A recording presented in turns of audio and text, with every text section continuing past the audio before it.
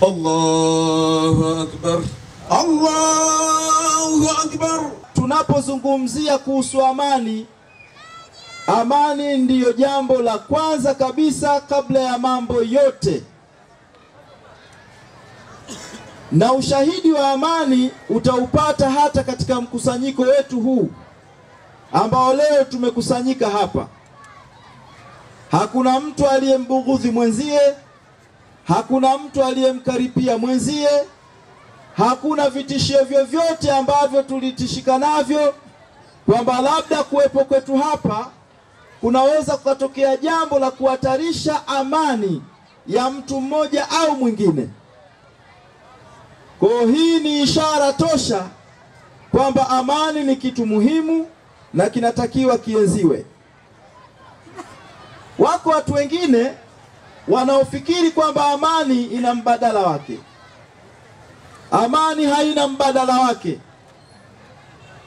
Hakuna jambo lolote ambalo ni mbadala wa amani. Kuna ambao wanajidanganya wanasema haki ni mbadala wa amani, kwamba haki inatangulia kabla ya amani. Dhana hiyo sio kweli, bali dhana ya kweli ni kwamba amani kwanza na mambo mengine baadaye. Utatoa maoni yako kwa nani kama amani hakuna?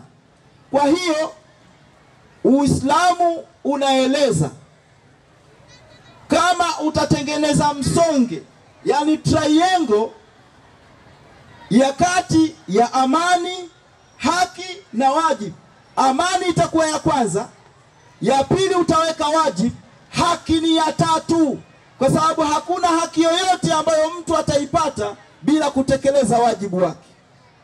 Hakuna haki yoyote mtu atakayoipata bila kutekeleza wajibu wake.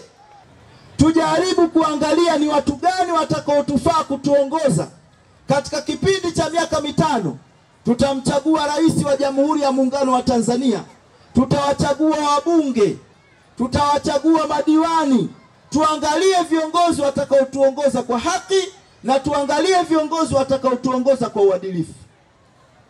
Usipoteze haki yako wewe ya kwenda kumchagua mtu kwa sababu kakupa fedha.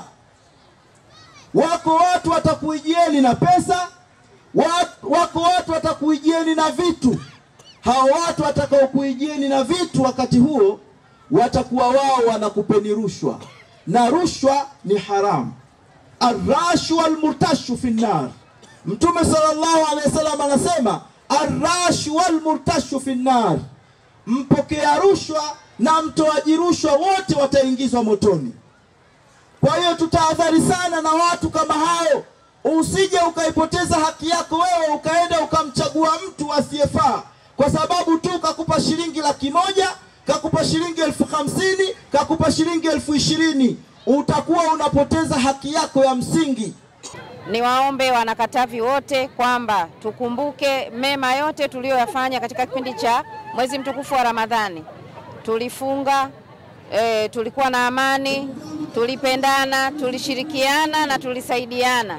Wale ambao walikuwa hawana uwezo tuliwasaidia, tulifuturishana, tulivumiliana.